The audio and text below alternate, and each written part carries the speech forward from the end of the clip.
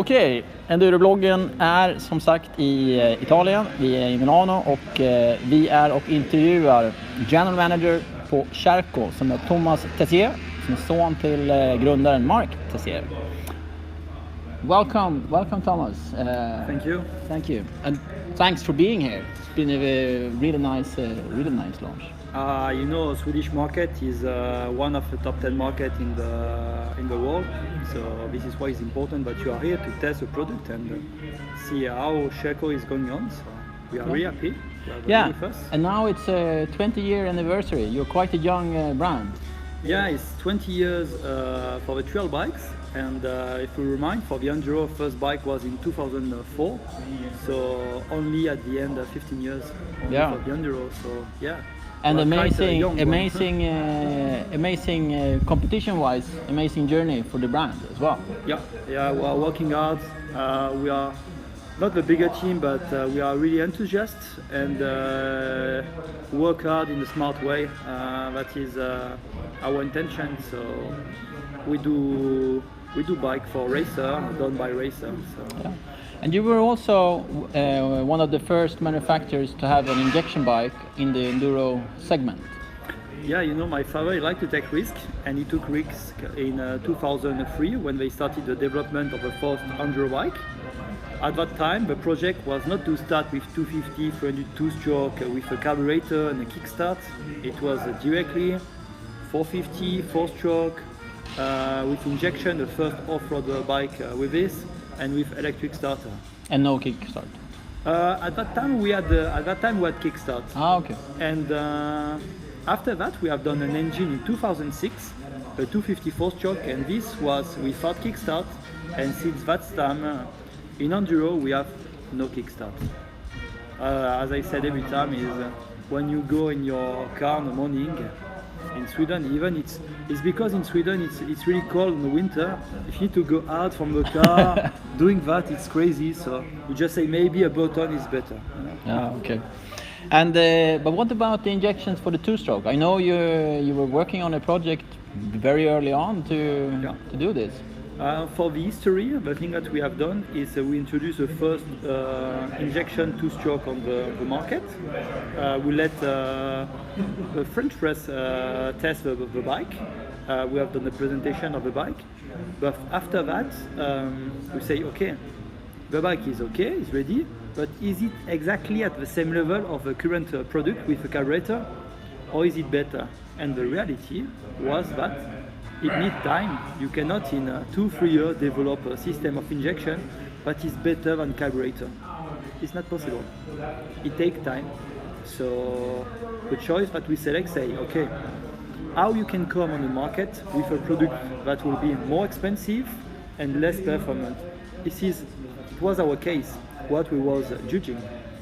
Say, we cannot ask this to our customer. We need to be fair.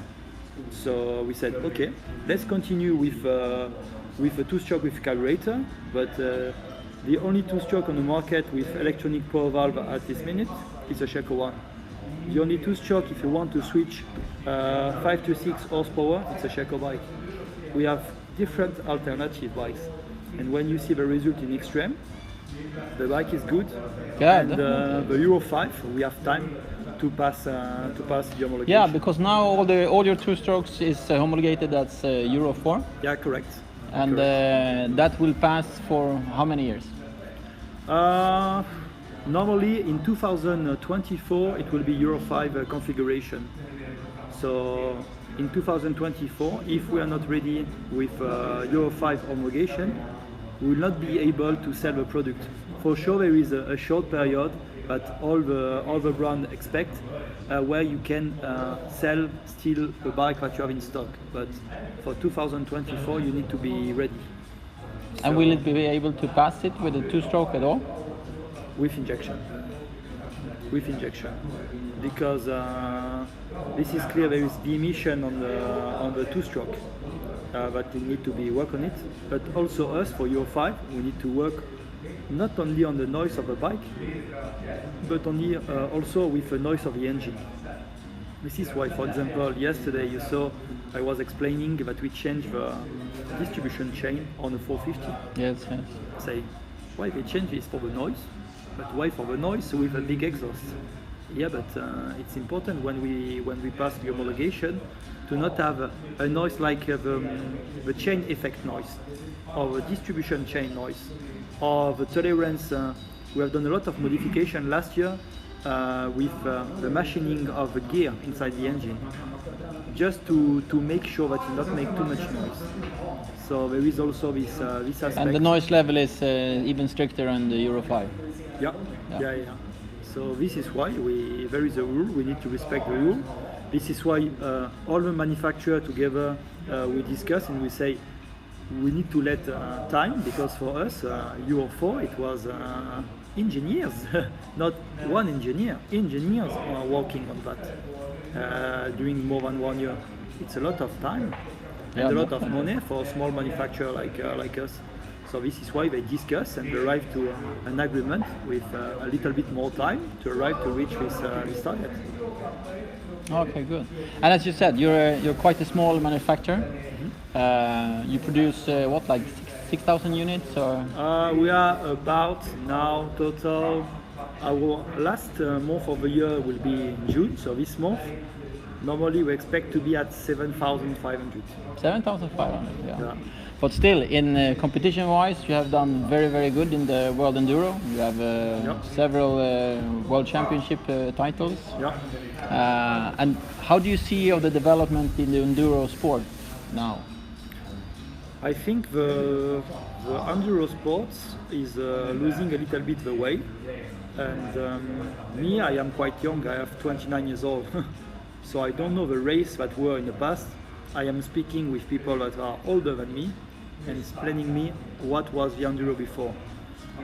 And when I see the extreme enduro that is coming more and more, you see, for example, the enduro GP, so the WEC, basically, it's a race that is much more fast every time. And there is a lot of MX riders that are good on this kind of events. But in the past, one MX rider going to an enduro was difficult for him.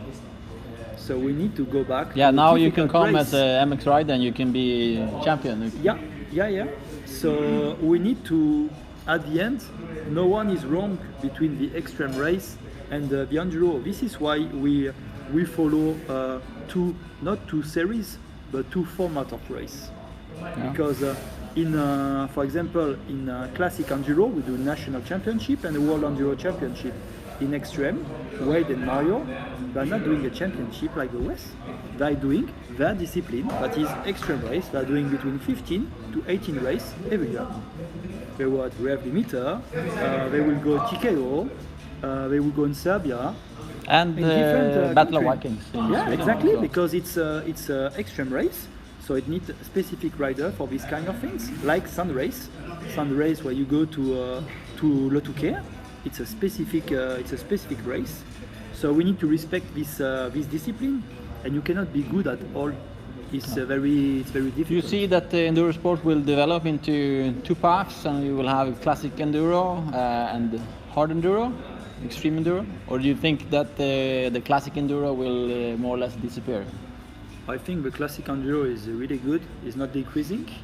I think it's a way where we have a world championship, but maybe it was necessary to change something, and it was too much long to change. But this year they are doing in the right direction. This is clear. Me, I would love to see all the things combining a real enduro race, hard race. It's possible to not finish an enduro because the enduro is difficult and you was not respecting the timing between the special. This never exists anymore. In the past it was existing. It was a real boy doing that. Real, we say it's like on a rugby, you know? On rugby it's an art sport done by gentlemen. Me, I prefer rugby. This kind of atmosphere, you know?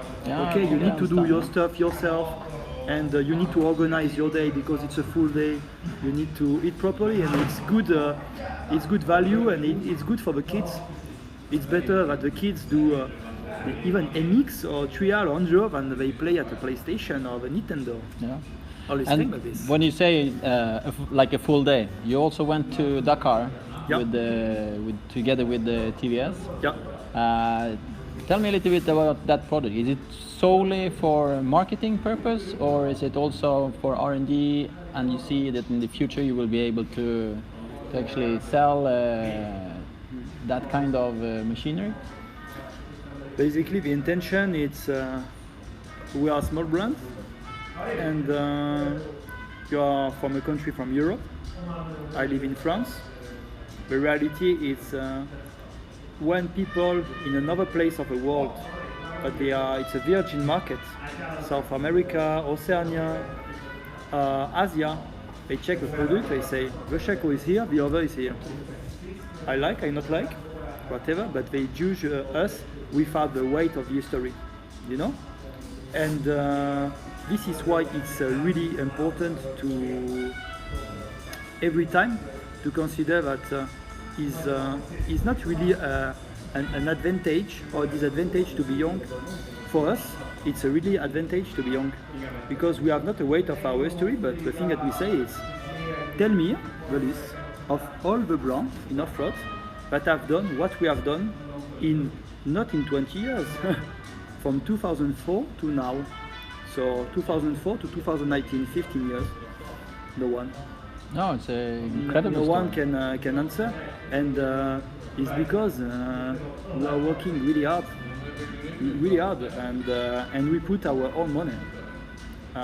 We have no choice; it needs to work, and we believe that it works, and we see the result on the race. And you know, when a rider is pushing, he knows that there is also a factory and human person in the back that want to show the work that they have done since many years. Yeah. So when you arrive at the Dakar and you win a stage like last year with Mika, it's not an accomplishment of one guy like it can be in another brand. For us, it's a revolution, you know.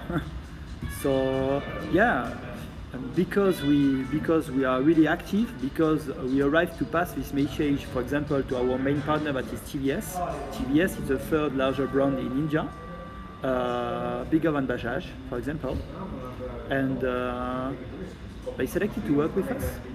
Say, okay, let's do a co-branding team together and let's push forward to win one day the Dakar.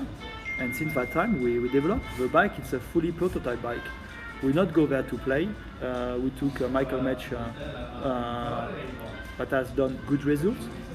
Lorenzo Santolino finished third at one stage before a crash. It was his first Dakar. We prepare him since 2 years.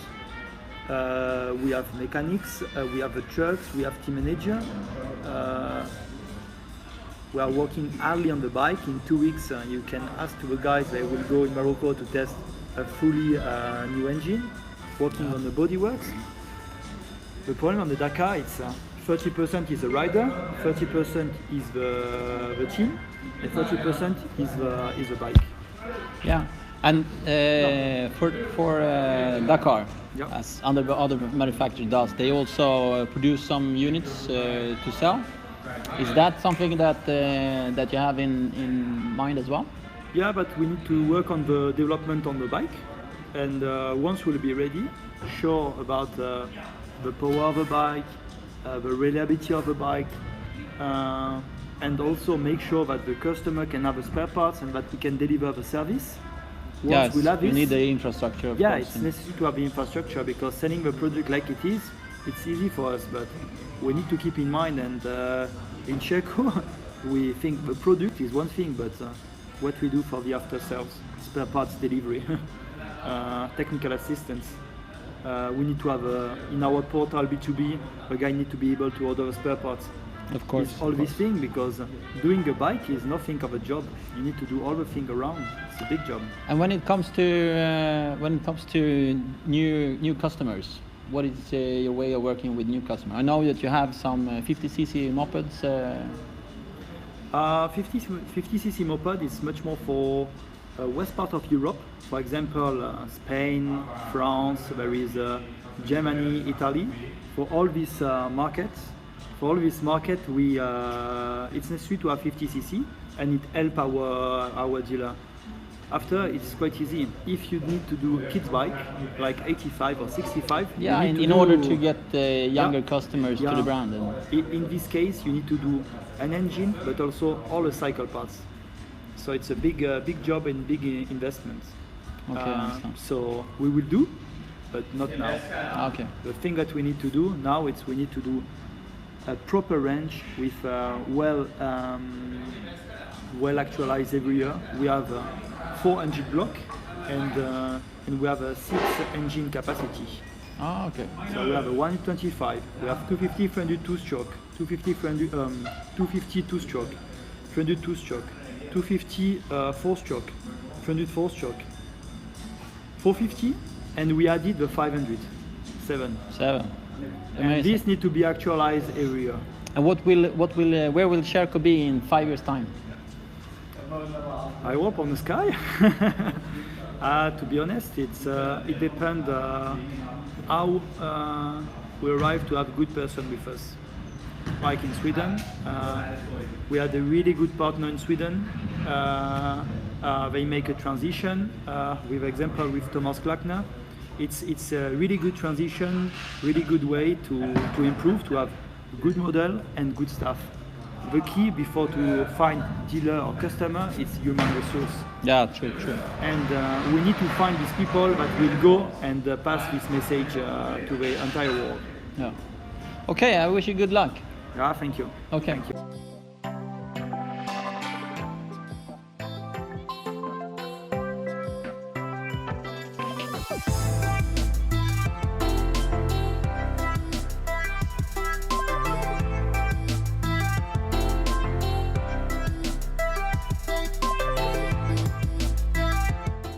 Thanks.